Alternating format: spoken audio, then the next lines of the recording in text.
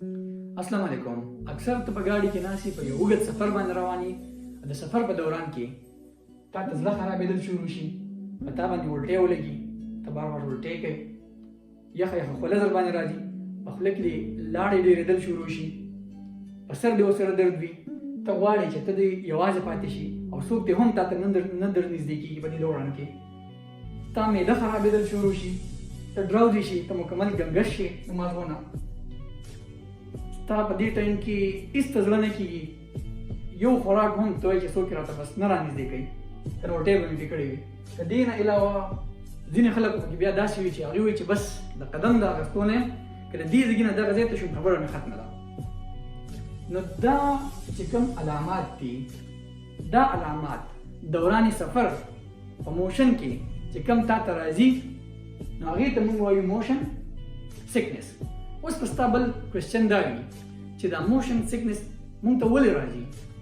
ګوره ډېر زیات ډیټیل ته ورپسې نه ځو چې ویسټیبولر سیسټم دی زموږ په غوږ کې دننه او بیا چې کوم دی نو هلته کې سیمي سرکولر ټیبیوز دي، نه دا کیسې قطارې به نه کوو، په اسانه الفاظو کې به زه تاسو ته دا ووایم چې ګوره په دې حالاتو کې چې زه اوس کوم دا داسې شومه، زه داسې کېږم یا زه داسې کېږم، د دې ټولو حرکتو دا چې دا ما کوم وکړه د دې دا میسج چې کوم دی زما سترګې او زما غوږونه کې چې کوم دننه سیسټم دی کوم چې د دې موشن دپاره د دې بیلنس دپاره کوم ریسپانسیبل دی هغه زما ماغزو ته وایي چې هلکه داسې داسې حرکت روان دی.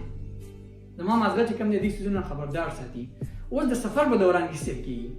سفر په دوران کې داسې چل کېږي، مثال کے طور پر دا کتاب دی، زه اوس په ګاډي کې ناست یم، ګاډی روان دی او زه اوس دا کتاب ګورم دغه شانتې، ټیک ده.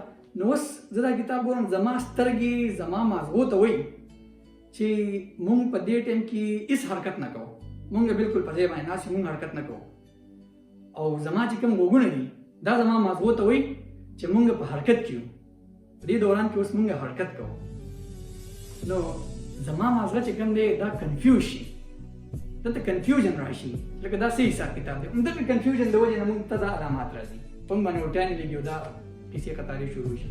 او داسې هم کېدی شي اکثر چې کوم دی مونږ په ګاډي کې ناست یو او مونږ سایډ ته چې کومه شیشه ده په هغې کې مونږ ګورو مونږ باندې تیز ګاډی تېر شي. چې کله دغه تیز ګاډی تېر شي زما سترګې زما ماغزو ته وایي چې مونږ ډېر تیز روان یو، خو زما غوږونه وایي چې نه مونږ په یو خاص سمت کې روان یو. نو اصل کې دغه ماغزه چې کوم دی یو پیره بیا کنفیوز شي. نو دا یو اصل کې یو مس میچ دی، دا کنفیوژن دی. د دې کنفیوژن د وجې نه چې کوم دی مونږ دا علامات راښکاره کېږي.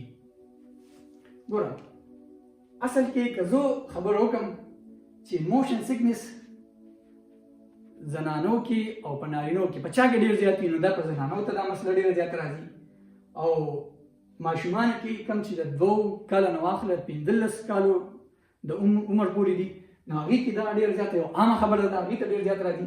د دې نه علاوه کومه چې حامله ښځه ده پریګننسي کې په هغې کې دا ډېر راځي، ډېر یو عامه خبره ده.